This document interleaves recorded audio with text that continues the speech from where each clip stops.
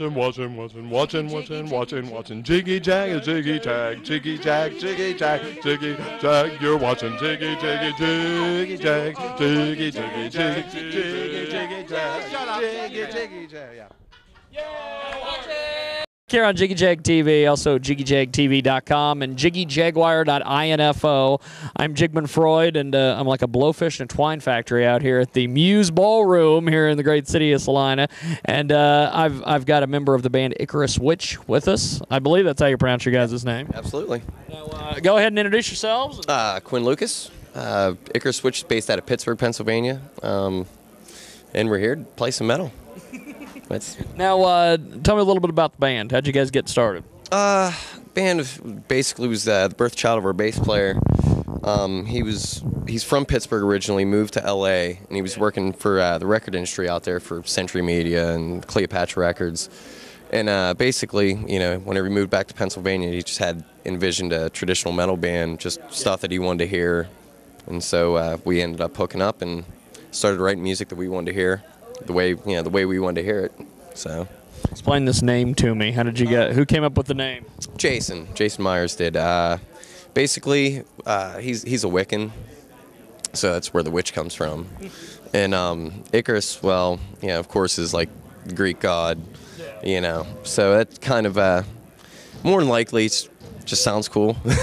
But I mean, I'm sure there's some hidden meaning, but I don't know. I'd tell you, but.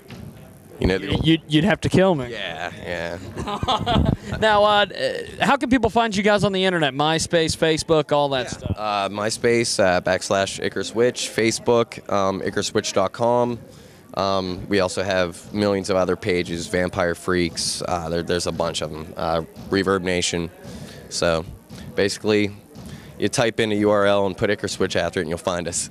So where do you guys primarily play? Are you guys just on the road all the time? Or? Yeah, this is our third U.S. tour this year.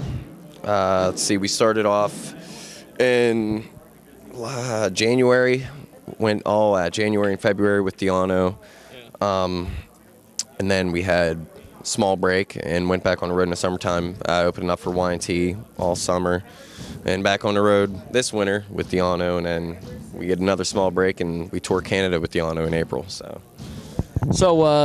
how did you guys get hooked up with Paul Diano? That's an incredible opportunity, man. Yeah, it was one of those things where we know, we were in contact with his manager.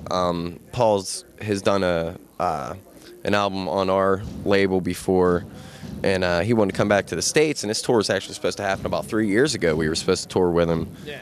And, it just never really panned out, and his visa didn't get approved. So finally we got the call late last year and said, well, it's on, here's your dates. And we're like, oh, wow, okay, it's going to happen this time? So, awesome.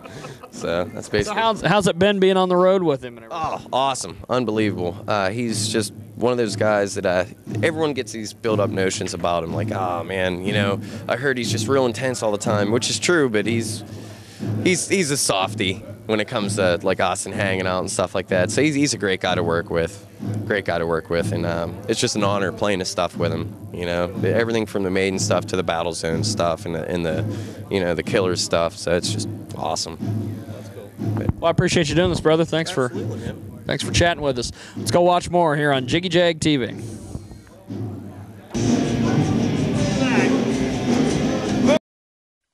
From Fred Phelps to the Kinsey Six, from Glenn Miller to Two Live Crew and